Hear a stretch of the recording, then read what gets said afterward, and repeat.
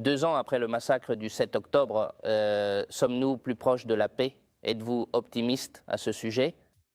Oui, je ne retiens pas mon souffle parce que nous ne voulons pas être déçus et nous savons que nous nous battons contre une organisation terroriste barbare qui retient des otages comme assurance pour survivre à la guerre.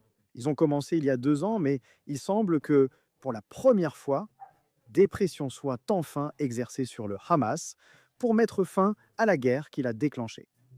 Même les pays qui ont soutenu le Hamas tout au long de cette guerre, comme le Qatar et la Turquie, lui disent maintenant qu'il doit libérer les otages. Les États-Unis exercent toute la pression possible. Donc je ne retiens pas mon souffle, mais j'espère que nous aurons un accord pour libérer les otages des cachots sous Gaza et un plan pour commencer à mettre fin à cette horrible guerre que le Hamas a commencée il y a 2 ans. J'aimerais vous interroger sur certains médias. Il y a par exemple des journalistes comme Pauline Axios qui parlent de Benjamin Netanyahou. Il se serait senti trahi par Donald Trump. Faites-vous confiance à ce plan de paix proposé par Donald Trump?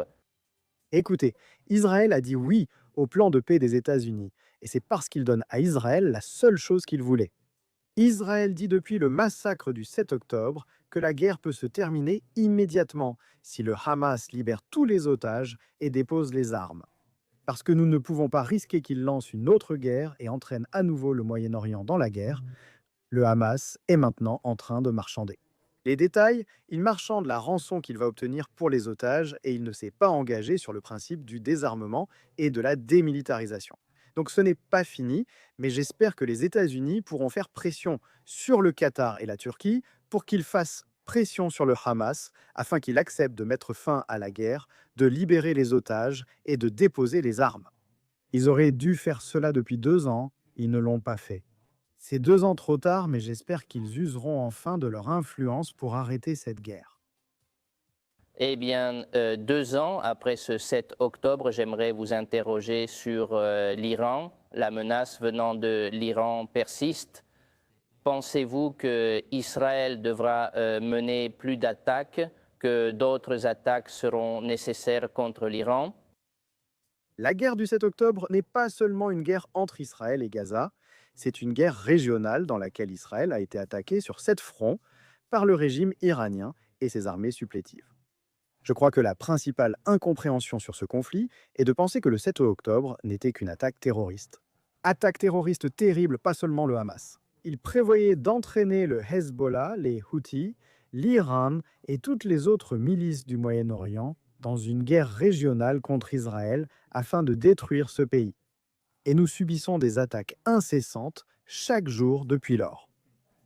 Aujourd'hui encore, Israël a abattu 4 drones Houthis au-dessus de la ville d'Eilat. Donc même si la guerre à Gaza se termine, cela ne veut pas dire que le régime iranien a disparu. Le régime iranien reste déterminé à la destruction d'Israël. Il veut toujours des armes nucléaires. Les Houthis au Yémen, leur slogan reste «Mort à Israël», malédiction sur les Juifs, et ils continueront à souhaiter du mal au peuple d'Israël. Donc, même si cette guerre à Gaza est terminée, la cause profonde demeure. Les tentatives du régime iranien de subvertir le Moyen-Orient et de le remplir d'armées par procuration afin de détruire Israël. Cela n'a pas disparu.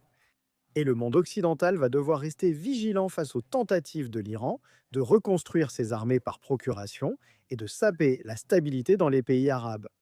Vigilant face à ces tentatives de reconstruire son programme nucléaire, afin qu'il ne puisse jamais entraîner le Moyen-Orient dans le type de guerre régionale que nous avons vu au cours des 2 dernières années.